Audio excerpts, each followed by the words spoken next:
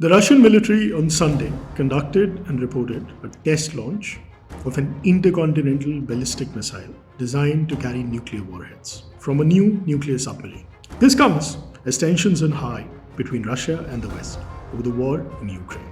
In October, in a statement that President Vladimir Putin made at the Valdai Discussion Club, where he hinted that Russia might resume testing nuclear weapons after more than 3 decades, for the first time since the dissolution of the Soviet Union in early 1990s.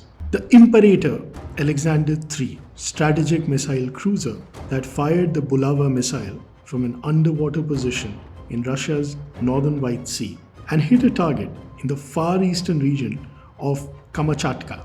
It wasn't immediately clear from the statement when the test launch occurred and what was the driving force behind the test launch.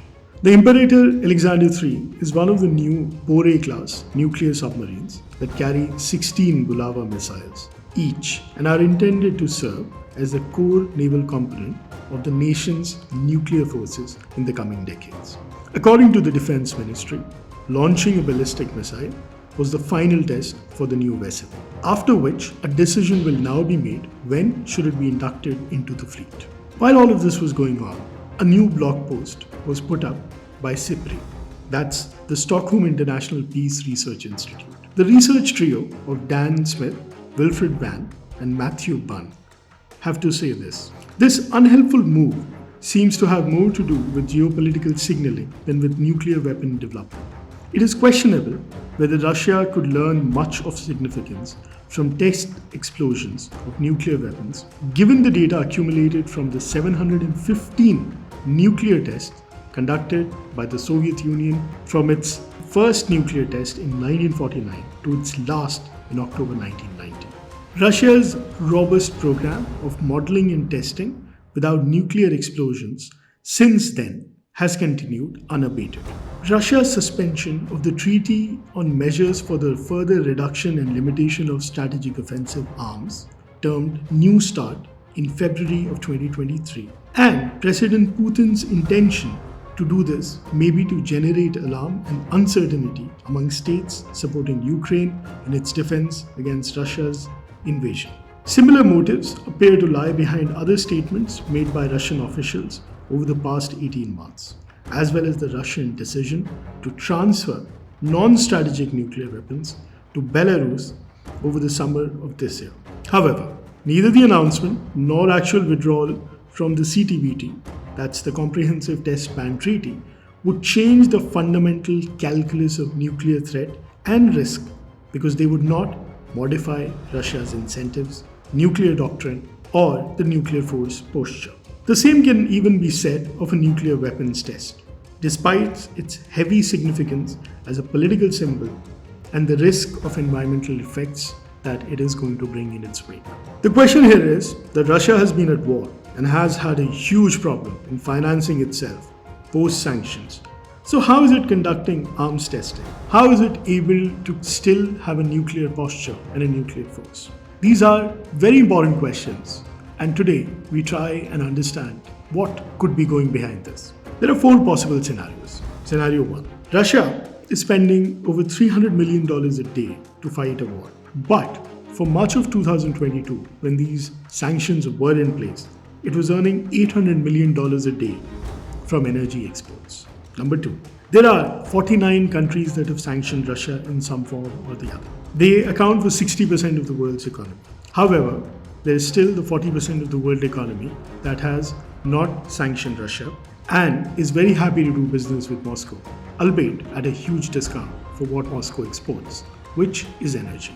Most non-Western countries refuse to be a part of the sanction directly because they see the Ukraine war as a result of great power rivalry between Russia and the United States, and they do not blame Russia for it.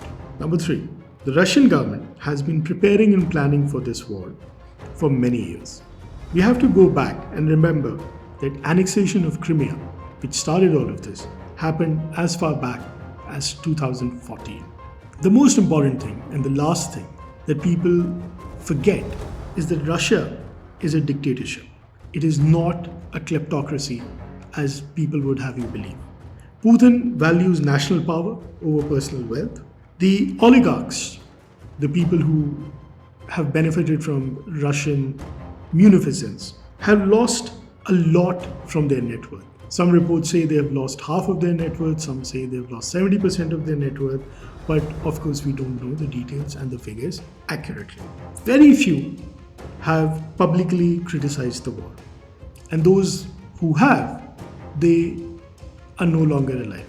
Challenging Putin would mean losing their license to do business in Russia, and as it has become very clear in the last 1 year, challenging Putin is perhaps the easiest way to find an early grave. Meanwhile, the liberals in charge of financial institutions in Russia, the economists that are running the central bank and the finance ministry, they have been critical of the war, but they have been pivotal for Russia to withstand these sanctions because they have stayed loyal.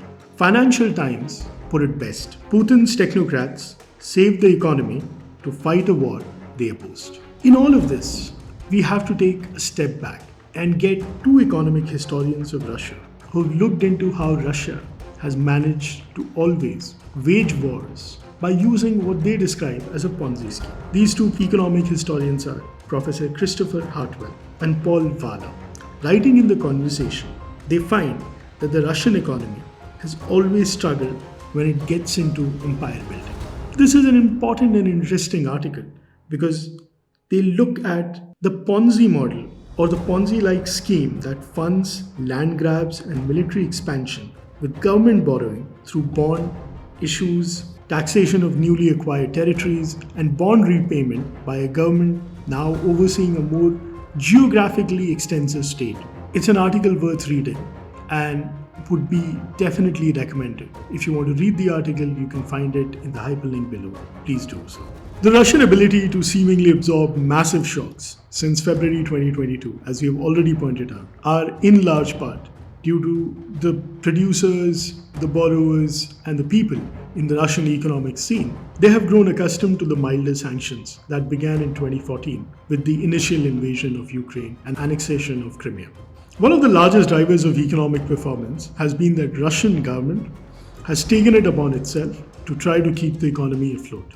It is now increasing its involvement in all sectors of the economy. Whatever businesses were earlier owned by Western-owned companies, the government is acquiring it and they are nationalizing it. They are pumping money from the state budget into the military-industrial complex. And at this point of time, Russia really has a huge military-industrial complex. This approach has continued with the Russian government's 2024 budget, which has just made its way to the Duma, that's the Russian parliament, for rubber stamping. The mobilization of troops for Russia's growing quagmire moves in fits and starts. The Kremlin has proceeded with a full-scale economic mobilization. Expenditure on defense are forecast to be 6% of country's GDP. However, it'll be making up 29% of all Russian government spending. And according to an analysis by the Bank of Finland, 9% more will be spent on national security. What national security is really up to the Mandarin's Kremlin to decide. In contrast, social programs are just 21% of the budget. If you compare this with Russia's arch nemesis, the United States, with defense spending is just 3% of the GDP and 12% of all government expenditure. However, the difference in both the economies is stark. At the height of its power, USSR used to be 1/3 of the United States. Now, Russia is not even a 10th of the United States. But Russia has kept up its imperial spending on war and war machine. Financial markets have reacted very poorly to Russia's most recent imperial adventure, and it is the most recent imperial adventure. The ruble's turbulence is very well known. It broke 100 rubles to a dollar on October 3, 2023, and Russia has not been willing to service its foreign debt for some time. There are other implications for this, which means that Russia's economy is fragile. However, this fragile economy would also mean that Putin would be able to keep his government and himself in the seat of power. Thank you for watching.